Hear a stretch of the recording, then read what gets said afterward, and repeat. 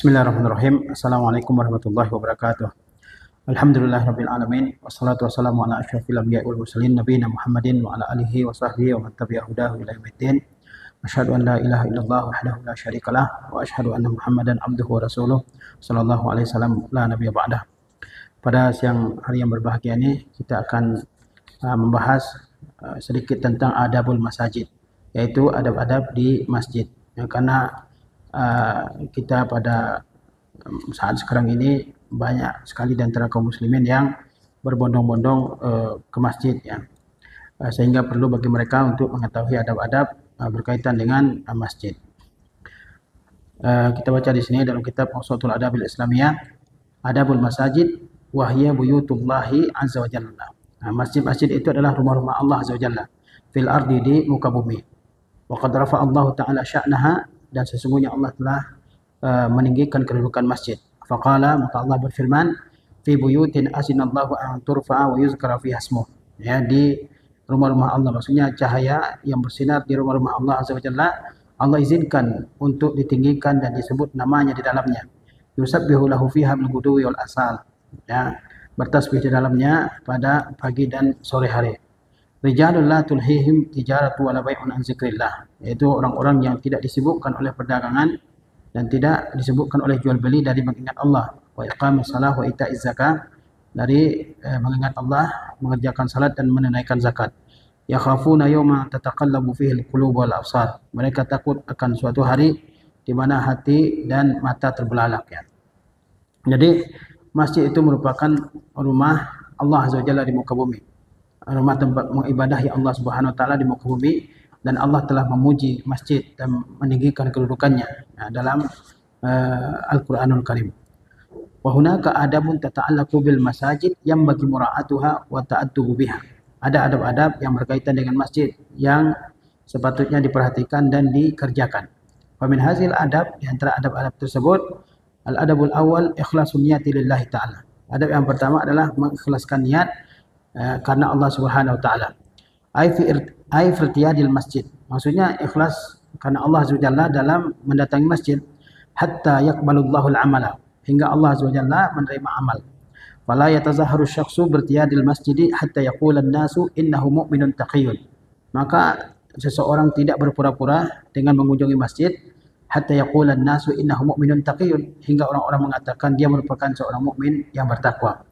Lakinnahu yartaduha li ada'i salati wa ghairiha min al-ibadat. Tapi dia mengunjunginya ya adalah untuk mengerjakan salat dan mengerjakan ibadah-ibadah yang lain. Ka qiraatil Qur'an wa zikrillah, seperti membaca Al-Qur'an dan berzikir mengingat Allah. Wa zalika ibtigha'u wajhillah ta'ala, yaitu dengan mencari keridaan Allah Subhanahu wa taala. Wa talaban li mardatihi, dan mengusahakan kecintaan Allah Subhanahu wa taala. Wal a'malu binniyat, dan amal-amal itu tergantung dengan niatnya. Ada adab pertama dari adab-adab masjid adalah berniat dengan ikhlas karena Allah Subhanahu wa taala. Yaitu ketika seseorang datang ke masjid, ya, dia berniat ikhlas karena Allah Subhanahu wa taala. Kenapa harus ikhlas? Karena Allah hanya menerima amal ibadah yang ikhlas. Ketika seseorang datang ke masjid, dia datang bukan supaya dikatakan oleh orang lain bahwa dia merupakan seorang mukmin yang bertakwa. Ya, bukan itu niatnya. Dia datang ke masjid adalah untuk mengerjakan salat, untuk mengerjakan ibadah-ibadah yang lain seperti zikir, seperti tilawah Al-Quran dan sebagainya. Dia datang ke masjid adalah untuk mengerjakan ibadah-ibadah yang dicintai oleh Allah Azza wa Jalla, ibadah-ibadah yang dianjurkan oleh Allah Azza wa Jalla. Ya, bukan untuk dikatakan sebagai seorang yang ahli ibadah, bukan supaya dikatakan sebagai orang yang ahli masjid, tapi semata-mata karena Allah Azza wa Jalla. Kenapa? Karena amal-amal itu dinilai oleh Allah Subhanahu wa taala bergantung kepada niatnya. Kalau niatnya ikhlas karena Allah Subhanahu wa taala, maka Allah Azza wa Jalla akan memberikan ganjaran atas ibadah tersebut. Dan jika niatnya karena sebab-sebab yang lain, karena motif-motif yang lain, maka Allah Azza wa Jalla akan menolak amal ibadah tersebut. Jadi seseorang yang datang ke masjid, dia mesti berusaha agar kedatangannya ke masjid adalah ikhlas karena Allah Subhanahu wa taala. Itu adab yang pertama, ikhlas karena Allah Subhanahu wa taala ketika datang ke masjid. Al-adabu tsani, adab yang kedua, as-sa'yu ilal masajidi bisakinatin wa waqarin, yaitu berjalan menuju masjid dengan tenang dan penuh wibawa. Berjalan menuju masjid dengan tenang dan penuh wibawa. Wal masyu bita'annin wa tu'adatin, yaitu berjalan dengan pelan-pelan dan dengan lambat ya. Wa mura'atu adabi sa'yi ila salati, dan memperhatikan adab-adab berjalan ketika menuju salat. Wa mura'atu adabi tariqil ladzi sabaqa bayanuha fi mawadhi'iha min hadzal kitab, juga memperhatikan adab-adab jalan yang telah diterangkan di tempatnya dalam kitab ini. Jadi adab yang kedua ini menerangkan bahwa ketika seseorang datang ke masjid, dia berjalan dengan pelan ya, berjalan dengan lambat, tidak terlalu cepat tapi juga tidak terlalu lambat ya, berjalan dengan jalan yang biasa. Kemudian dia juga menjaga wibawa ya, tidak berlari menuju masjid ya. Itu adab yang kedua. Al-adabu tsalisu adamu ta'atturil mar'ati. Adab yang ketiga adalah bagi perempuan ketika dia datang ke masjid, dan ini dibolehkan ya bagi perempuan untuk mengerjakan salat di masjid, tetapi tidak boleh bagi perempuan ketika datang ke masjid memakai al-itr, yaitu minyak wangi. Inda zahabiha ilal masjid, atau inda zahabiha ilal masjid, ketika seorang wanita pergi ke masjid dia tidak memakai minyak wangi. Wa zalika bil itri allazi tazharu rihuhu, yaitu dengan minyak wangi yang tajam baunya. Fa inna zalika minal umuril khatirati al manhi anha, karena hal tersebut termasuk di antara perkara yang dilarang. Perempuan boleh pergi ke masjid tapi tidak boleh memakai minyak wangi yang baunya itu tajam ya, karena hal tersebut termasuk perkara yang dilarang dan berbahaya. Wa huwa bid'atun lil fitani bihi, dan merupakan ya pengundang terfitnahnya laki-laki dengannya. Wa qala sallallahu alaihi wasallam, sesungguhnya Nabi SAW telah bersabda, ayyuma imra'atin asabat bukhura fala tashhad ma'ana al-isya al-akhirah. Ya, barang siapa di antara perempuan yang memakai minyak wangi atau menuangkan minyak wangi ke bajunya ya, fala tashhad ma'ana al-isya al-akhirah, maka janganlah dia menyaksikan menghadiri salat isya yang terakhir bersama kami. Kata Rasulullah SAW, siapapun perempuan yang memakaikan ya bukhur, minyak wangi, ke pakaiannya, maka janganlah dia menyaksikan, janganlah dia hadir di masjid untuk mengerjakan salat isya yang terakhir bersama kami ya. Nah, di sini Rasulullah SAW melarang wanita untuk memakai minyak wangi ketika mereka datang ke masjid untuk mengerjakan salat ya. Nah, di sini juga Rasulullah SAW mengkhususkan isya yang terakhir. Isya yang terakhir itu salat isya, karena salat maghrib juga disebut dengan salatul isya. Nah, salatul isya'ul akhirah maksudnya adalah salat isya. Kenapa disebut isya yang terakhir? Karena isya yang terakhir itu sudah malam, dan waktu malam ya fitnah lebih besar pada waktu malam ya, karena tidak ada orang yang melihat, karena ya gelap dan seterusnya, sehingga fitnah lebih mudah tersebar pada waktu tersebut. Ya, bukan berarti di waktu yang lain perempuan boleh ke masjid dengan memakai minyak wangi, tidak ya. Tapi maksudnya ketika perempuan memakai minyak wangi ke masjid ya pasti terfitnah, apalagi pada waktu salat isya yang terakhir, karena itu waktu gelap, sepi jalanan, sehingga orang lebih mudah untuk terfitnah dengannya. Dalam hadis yang lain Rasulullah SAW juga bersabda, idza syahidat ihdakunnal masjida fala tamussa thiban. Jika seseorang di antara kalian ya menghadiri masjid, maka janganlah dia memakai minyak wangi. Ya hikmahnya jelas ya, rahasianya jelas, sebabnya jelas, yaitu agar laki-laki tidak terfitnah dengan perempuannya. Wa qala aidan sallallahu alaihi wasallam, beliau sallallahu alaihi wasallam juga bersabda, ayyuma imra'atin tatayyabat summa kharajat ilal masjid lam tuqbal laha salatun hatta taghtasila. Perempuan mana saja yang memakai minyak wangi kemudian dia keluar menuju masjid, maka salatnya tidak diterima sampai dia mencuci ya bau wangi tersebut. Fal wajibu ala kulli imra'atin muslimatin an tahrisa ala ta'ati rabbiha. Maka seorang perempuan muslimah wajib untuk ya berusaha keras agar taat kepada Rabbnya. Wa alla taqa'a fi misli hadzal khata', dan supaya tidak terjatuh ke dalam kesalahan seperti ini. Jadi adab yang ketiga ini menerangkan kepada kita bahwa seorang perempuan jika dia datang ke masjid untuk mengerjakan sholat, untuk menghadiri sholat, untuk pengajian, untuk belajar, maka dia tidak boleh memakai minyak wangi, karena laki-laki akan terfitnah dengan bau wangi dari pakaian perempuan tersebut ya. Dan kalau dia memakai minyak wangi Kata Rasulullah SAW, solatnya tidak diterima oleh Allah Azza wa Jalla sampai dia cuci. Ya, bukan berarti perempuan datang ke masjid dalam keadaan kotor, dalam keadaan tidak bersih, tidak, dia bersih-bersih, ya, dalam keadaan suci, dalam keadaan bersih, tetapi tidak memakai minyak wangi. Ya. Baik. Itu adab yang ketiga. Al-adabur rabi', adab yang keempat, mura'atu adabi dukhulil masjid, yaitu memperhatikan adab-adab masuk masjid. Adab-adab masuk masjid, ya, diperhatikan ketika seorang datang ke masjid. Apa adab-adab masuk masjid? Wa minha zikrullah. Di antaranya adalah berzikir. Ada zikir yang dibaca ketika masuk, ya, ke dalam masjid. Kemudian apa lagi? Wassalatu wassalamu ala nabi sallallahu alaihi wasallam. Mengucapkan salat dan mengucapkan salawat dan salam ke atas Nabi sallallahu alaihi wasallam. Wa dukhulu bil yumna, dan masuk dengan kaki kiri. Wa salatu rak'ataini tahiyatul masjid, salat 2 rakaat yaitu salat tahiyatul masjid. Wa qad sabaqa bayanu zalika kullihi fi adabi dukhulil masjid min hadzal kitab.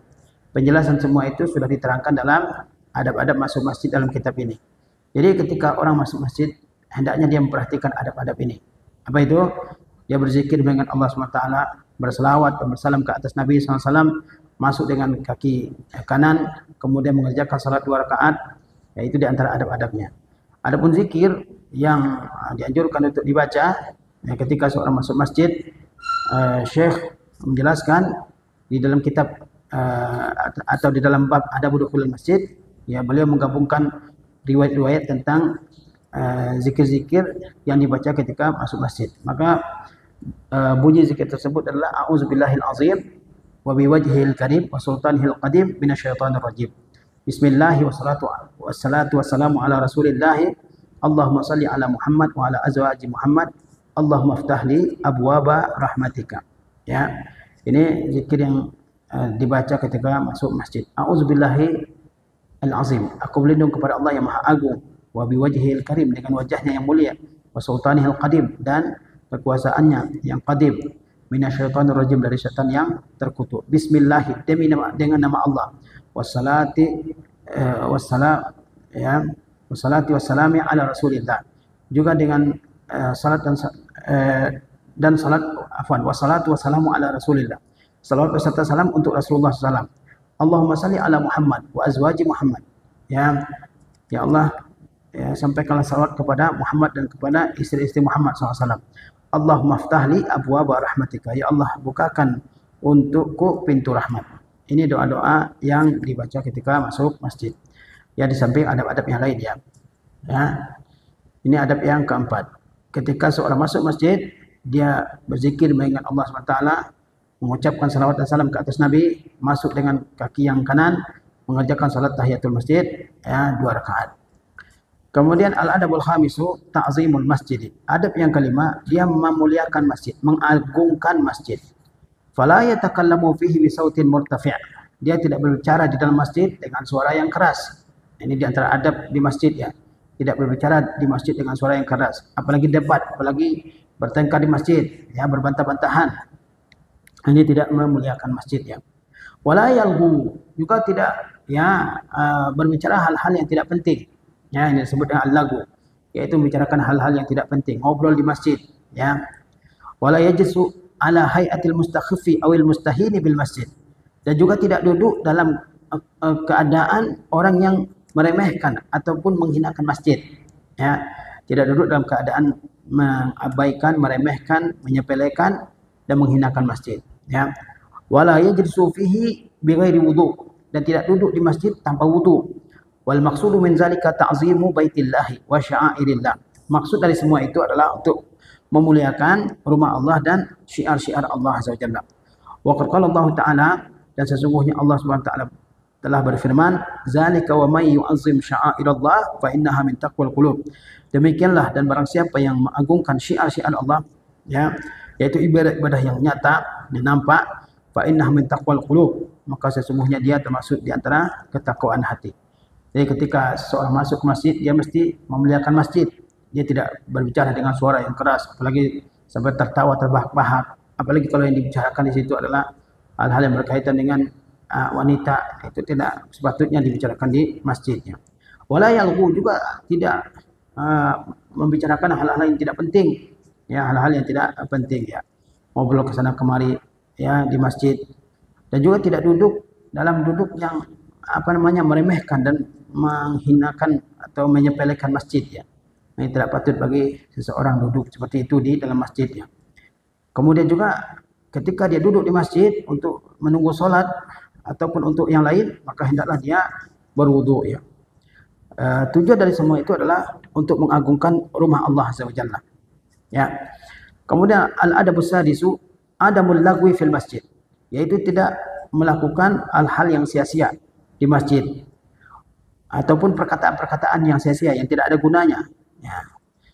Ini tidak boleh dilakukan di masjid ya. Wa huwal kalamu fi ma la faidata fihi. Apa itu al-lagu? Yaitu ucapan yang tidak ada faidahnya. Ya, yaitu ucapan yang tidak ada faidahnya. Fa yanbaghi an la yatakallama al-insanu fil masjid illa bil khairi min umurid din wa dunya. Maka sepatutnya seseorang tidak berbicara di masjid kecuali ya pembicaraan yang baik yang berkaitan dengan urusan dunia maupun urusan agama. Jadi ketika kita di masjid, kita harus perhatikan apa yang akan kita bicarakan. Ya, jangan sampai kita ya ngobrol kesana kemari di masjid yang tidak ada kaitannya dengan kebaikan dunia dan kebaikan akhirat. Ini sepatutnya tidak diobrolkan di masjid ya. Wa hadza kadzalika min ta'zimi sya'airillah ta'ala. Dan ini juga termasuk di antara mengagungkan syiar Allah Azza wa Jalla. Jadi ya patut diperhatikan apa yang kita obrolkan di masjid. Jangan sampai ya orang pindah ya warung kopi pindah ke masjid.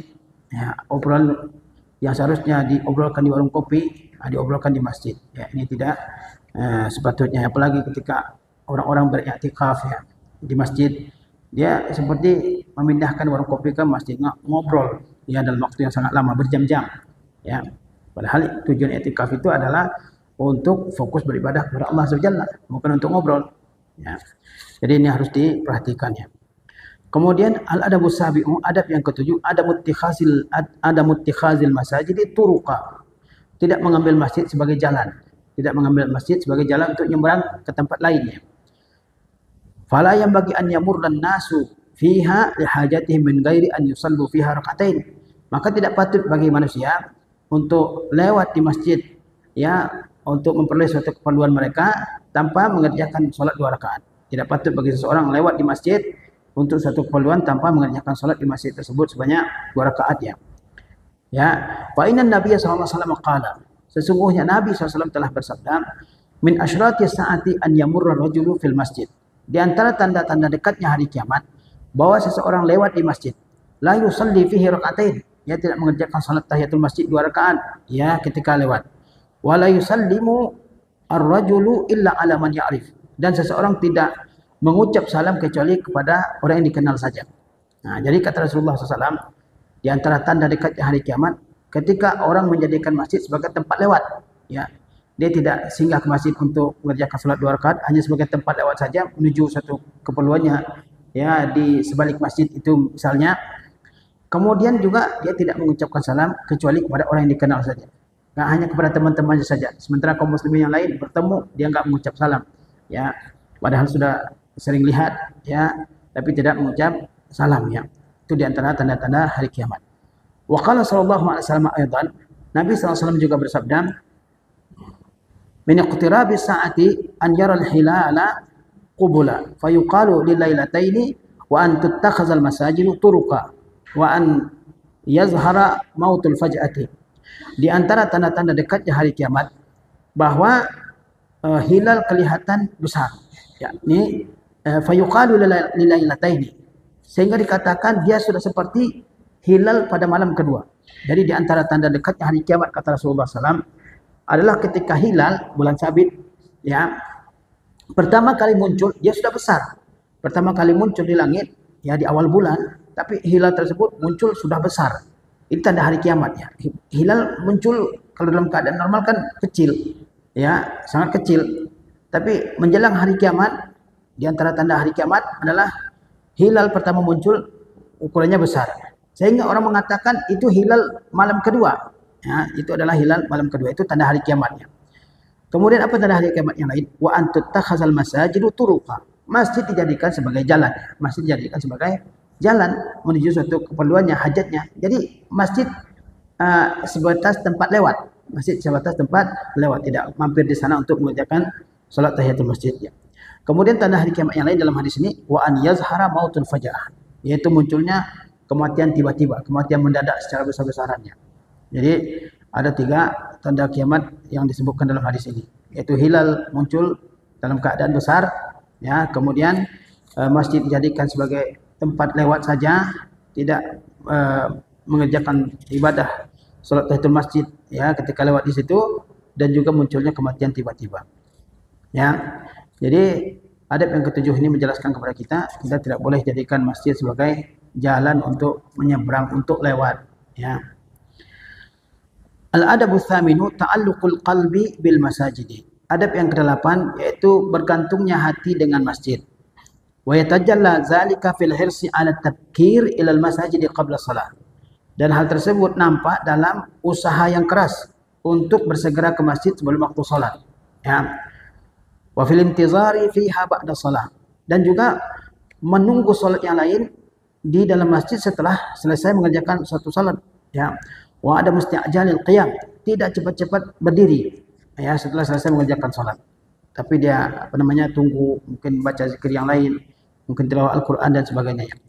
Wa qad qala sallallahu alaihi wasallam, sesungguhnya Nabi SAW telah bersabda, sab'atun yuzilluhumullahu fi zillihi yauma la zilla illa zilluh. Ada 7 golongan orang yang akan Allah naungi di bawah naungannya pada hari tidak ada naungan kecuali naungan Allah Subhanahu wa taala, yaitu naungan arasy Allah Azza wa Jalla. Di antara 7 orang tersebut, wa rajulun qalbuhu mu'allaqun bil masajidi, yaitu orang-orang yang hatinya diikatkan di masjid. Jadi di antara adab masjid adalah seseorang yaitu bergantung hatinya ke masjid. Apa maksudnya bergantung hatinya ke masjid? Yaitu dia cinta dengan masjid. Dia tertambat hatinya dengan masjid. Dia ingin, ya, berlama-lama di masjid.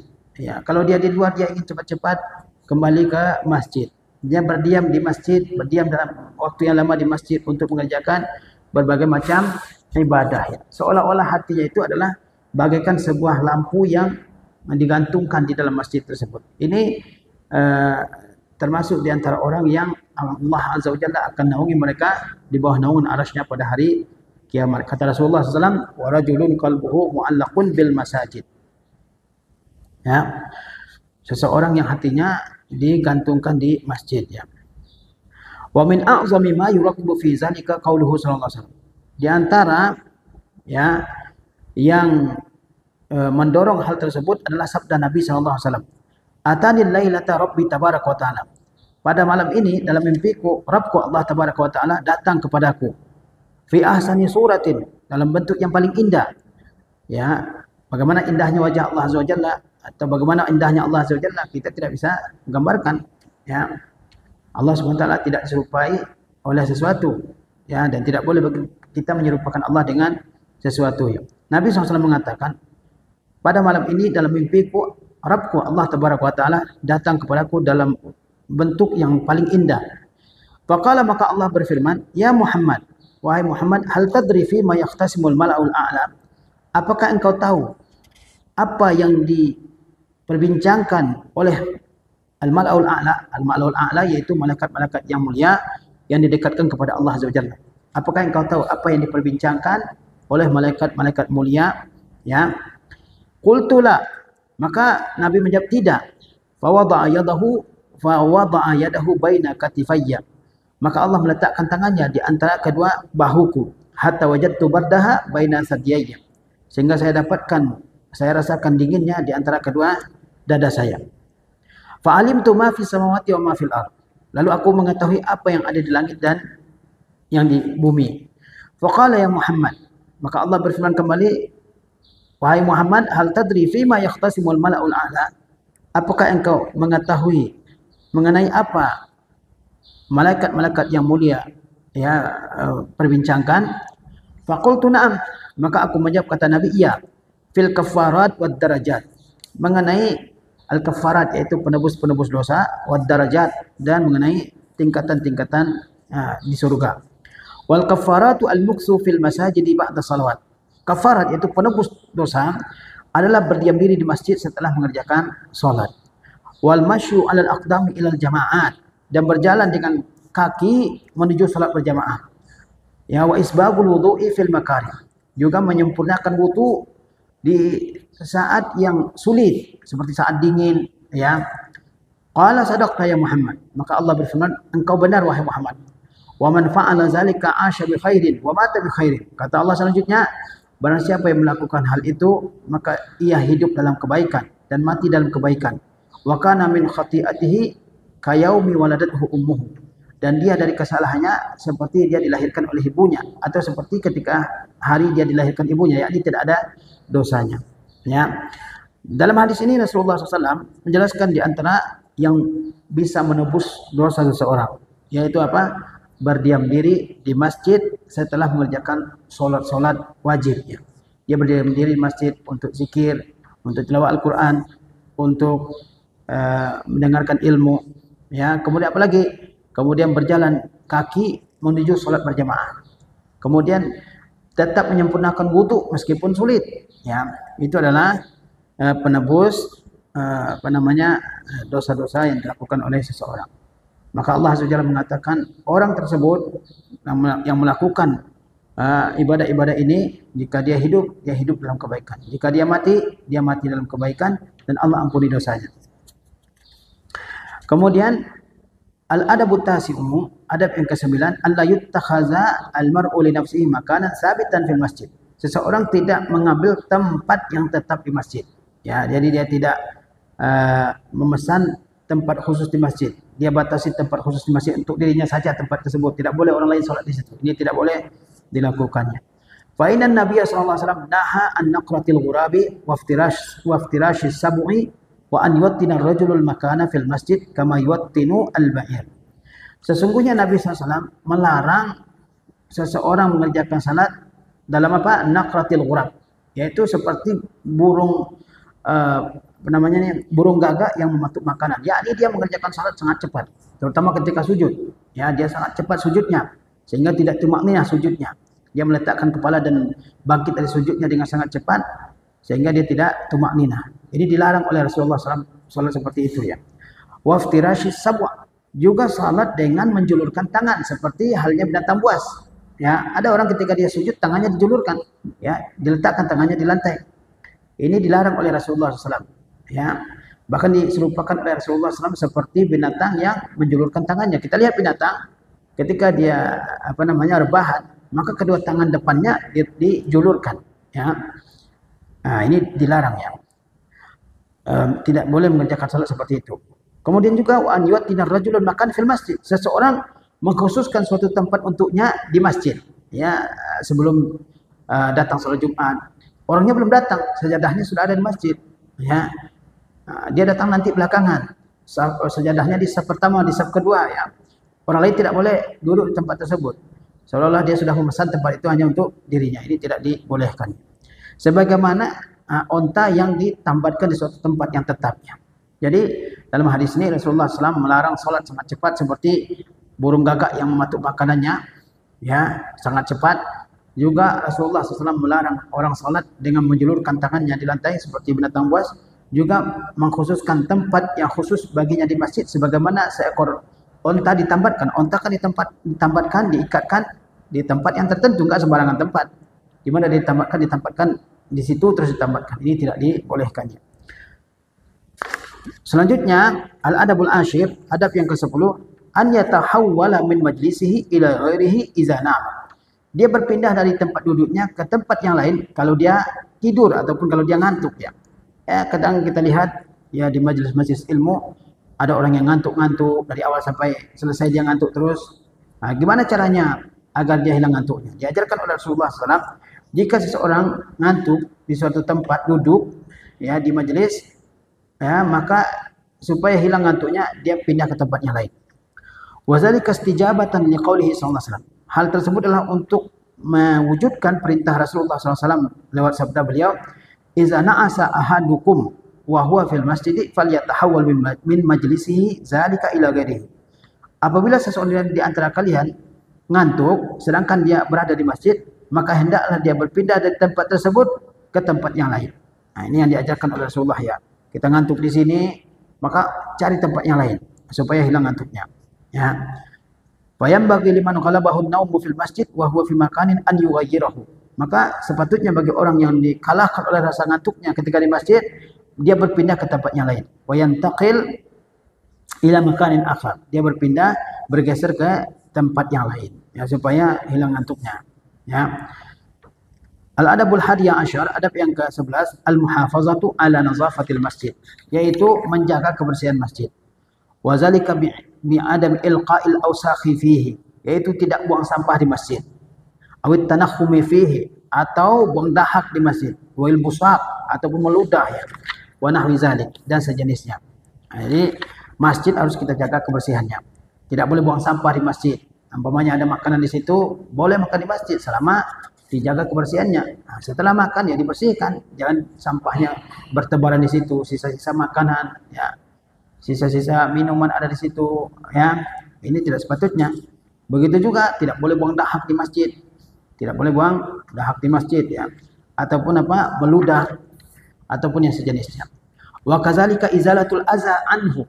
Nah, demikian juga membuang kotoran dari masjid. Fa iza ra'a nakhamatan dafanaha in kanatil ardu ramliyatan. Jika dia melihat ada dahak, ya, reak, maka dia kuburkan jika masjid itu adalah masjid yang lantainya adalah pasir. Au masahaha iza kanatil ardu mafrushatan bil hasiri was sajjad wa ghairi wa nahwihi. Ataupun dia usap, ya, dia bersihkan, dia usap jika lantai masjid itu adalah dihampari dengan karpet, dengan sajadah dan sejenisnya. Jadi kalau kita lihat ada kotoran di situ, jangan dibiarkan, kita bersihkan, ya, kita bersihkan. Kalau masjidnya dari tanah, masih lantainya masih berupa tanah, maka kita kuburkan dahak tersebut. Ataupun kalau masjid tersebut lantainya sudah dihampari karpet, sajadah, maka diusap sampai bersih dahak tersebut, ya. Wa qala sallallahu alaihi wasallam, Nabi sallallahu alaihi wasallam telah bersabda, "Idza tanakhama ahadukum wa huwa fil masjid falyughayyib nakhamatahu." Jika seseorang di antara kalian buang dahak sedangkan dia ada di masjid, maka hendaklah dia kuburkan dahaknya itu. La tusibu jilda mu'min aw thawbahu fatuzihi. Jangan sampai menyentuh kulit seorang mukmin ataupun menyentuh pakaiannya sehingga hal tersebut mengganggu dia.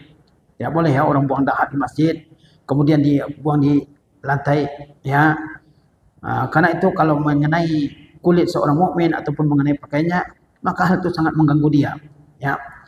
Wa qala sallallahu alaihi wasallam, Nabi sallallahu alaihi wasallam juga bersabda, al-buzaqu fil masjid khati'atun wa kaffaratuha dafnuha, yaitu buang dahak di masjid itu adalah dosa, kesalahan, ya, dan tebusan untuk dosa tersebut adalah menguburkannya. Fa yajibu 'alal muslimi an yahrisa 'ala nazafatil masjid. Maka seorang muslim harus berusaha keras untuk menjaga kebersihan masjid. Wa izalatil awsakh minhu, ya, anhu, juga menghilangkan kotoran-kotorannya. Fa inna zalika min ta'zimi sya'airillah, karena itu termasuk di antara mengagungkan, ya, ibadah atau mengagungkan syiar Allah Azza wa Jalla.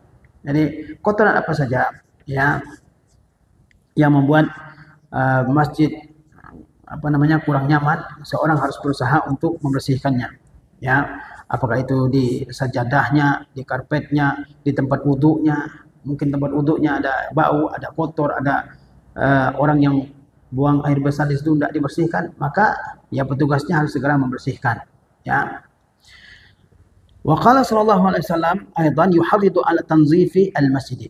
Nabi sallallahu alaihi wasallam juga bersabda mendorong untuk membersihkan masjid. Kata beliau, uridat alayya a'malu ummati. Kata Nabi sallallahu alaihi wasallam, amal-amal umatku telah diperlihatkan kepadaku. Ya, hasanuha wa sayyi'uha, yang bagus dan yang buruk.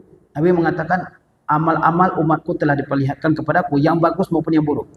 Fa wajadtu fi mahasini a'maliha, saya dapat di antara amal mereka yang baik, ya, al-azayumatu anit tariq, yaitu gangguan yang disingkirkan dari jalan. Ada sesuatu yang mengganggu orang untuk lewat yang terletak di jalan, maka dia singkirkan. Apakah itu kayu atau batu ataupun apa saja, lubang misalnya, ya, di jalan mengganggu orang lewat, dia timbul lubang tersebut, dia timbul lubang tersebut, ataupun kalau batu dia singkirkan ke pinggir sehingga orang lewat dengan nyaman. Itu termasuk di antara amal baik umat ini yang diperlihatkan kepada Nabi SAW. Wa wajadtu fi masawi'i a'maliha. Saya dapati di antara perbuatan buruk umatku itu, kata Nabi, an-nukha'atu takunu fil masjid la tudfan, yaitu dahak yang ada di masjid yang tidak dikuburkan. Nah, itu di antara perbuatan buruk umat ini yang dilihat oleh Nabi SAW atau diperlihatkan kepada Nabi SAW. Intinya kita harus menjaga kebersihan masjid dari segala yang mengotori masjid. Apakah itu dahak, apakah itu ludah, apakah itu bau-bau yang kurang sedap, ya, yang ada di masjid kita harus singkirkan. Ya, kita harus atasi semua itu sehingga masjid dalam keadaan bersih bagi orang yang mau mengerjakan sholat di dalamnya. Kemudian al-adabu tsaniyah asyara, adab yang ke-12, ittikhazu babin khasin lin nisa, yaitu membuat pintu khusus bagi kaum wanita. Wa zalika hifdzan lahunna min al-ikhtilati birrijal, yaitu demi menjaga mereka agar tidak ikhtilat dengan kaum lelaki. Jadi masjid-masjid mesti memiliki dua pintu, pintu untuk laki-laki dan pintu untuk perempuan. Supaya apa? Supaya tidak terjadi campur baur dengan laki-laki ketika mereka masuk masjid, ya. Wa ma yatarattabu ala zalika minal mafasidil azimah, dan kerusakan-kerusakan besar yang diakibatkan oleh hal tersebut. Walati tasdadu qubhan in kanat fi baitillah ta'ala, dan kerusakan itu akan lebih buruk lagi jika terjadi di rumah Allah. Wa qad arsyada an-nabiy sallallahu alaihi wasallam ila zalika, Nabi SAW sudah mengarahkan terkait hal demikian. Faqala li ashabihi, maka beliau bersabda kepada para sahabat, "Lau tarakna hadzal baba lin nisa, yakni baban min abwabil masjid." Kata Rasulullah SAW, bagaimana kalau kita khususkan pintu ini untuk kaum wanita, yaitu satu pintu dari pintu-pintu masjid. Jadi masjid-masjid mesti memiliki dua pintu, pintu untuk kaum lelaki dan pintu untuk kaum perempuan. Sehingga ketika mereka masuk ataupun keluar dari masjid, laki-laki dengan kaum perempuan tidak bercampur baur. Kalau bercampur baur terjadi fitnah, apalagi dorong-dorongan, ya terjadi fitnah, dan fitnah tersebut tentu sangat buruk kalau terjadi di rumah Allah SWT, di tempat kita beribadah kepada Allah SWT. Kemudian al-adabu tsalisa asyar, adab yang ke-13, adamu zakhrafatil masajid, tidak menghiasi masjid. Wal israfi fi taziniha, dan berlebihan dalam menghiasinya. Ya, fa inna zalika mukhalifun li sunnatin Nabi SAW. Karena hal tersebut menyelisihi sunnah Nabi SAW. Tidak menghiasi masjid dengan hiasan yang sangat banyak, kaligrafi, ya kan, dan sebagainya, catnya yang warna-warni, ya. Hal tersebut menyelisihi sunnah Nabi SAW. Fa innahu sallallahu alaihi wasallam qala, sesungguhnya beliau bersabda, "Iza halaitum masahifakum wa zakhraftum masajidakum faddamaru alaikum." Kata Rasulullah SAW, jika kalian menghiasi mushaf-mushaf kalian dengan emas, dengan perak, dan sebagainya, dan kalian hiasi masjid-masjid kalian, maka kehancuran menunggu kalian. Ya, menghiasi ya mushaf misalnya dengan tinta emas, ya, dengan tinta yang terbuat dari emas, ataupun menghiasi masjid dengan ukiran yang ya macam-macam, nah, itu membawa kebinasaan bagi kalian. Karena kalau mushaf misalnya ditulis dengan tinta yang sangat mewah ataupun warnanya yang macam-macam, orang bukan tertarik untuk membacanya, tapi orang tertarik untuk melihatnya, ya, melihat-lihat saja, ataupun orang hanya membangga-banggakan saja, tidak membacanya. Padahal ya Quran itu ya diturunkan untuk dibaca diantaranya. Begitu juga kalau kalian menghiasi masjid-masjid kalian dengan hiasan yang sangat banyak, yang beraneka ragam, itu orang tidak khusyuk untuk sholat di sana. Ya, orang datang ke situ bukan untuk sholat, tapi untuk melihat ukiran-ukirannya, ya, kaligrafi-kaligrafinya, hiasan-hiasannya, dan seterusnya. Wa qala sallallahu alaihi wasallam aidan, Nabi SAW juga bersabda, min asyrati saati an yatabahan nasu fil masajid. Di antara tanda-tanda dekatnya hari kiamat adalah orang-orang saling membanggakan masjid-masjid. Oh, masjid kami lebih bagus daripada masjid kalian, ya. Masjid kita lebih mewah daripada masjid kalian. Ukirannya lebih mahal daripada masjid kalian, ya. Mestinya masjid dibebaskan dari ukiran-ukiran kaligrafi dan seterusnya, ya. Fal wajibu adamul ifrati fi tahliyatil masajid. Ya, yang wajib adalah tidak berlebihan dalam menghiasi masjid. Wa zakhrafatiha wa tabahi biha. Tidak boleh berlebihan dalam menghiasnya, mempercantiknya, dan tidak boleh membanggakan satu masjid dengan masjid yang lainnya. Untuk apa masjid bagus kalau yang salat cuma beberapa orang saja? Kalau yang salat cuma ya aki-aki yang sudah akan segera meninggal, sementara yang lain tidak datang ke masjid. Yang lain cuma membanggakan masjid kita lebih bagus dari masjid yang lainnya. Al-adabur rabi'u asyar, adamul murud dakhilal masjidi bi alatin haddatin, yaitu tidak lewat di dalam masjid dengan alat yang tajam. Kasaifi awisikini wa nahwi zalik, seperti pedang ataupun pisau ataupun sejenisnya. Fa innaha qad tu'zi musliman, karena dia bisa saja mengganggu seorang muslim, atau tasabbabu fi qatlihi, atau bisa saja membunuhnya.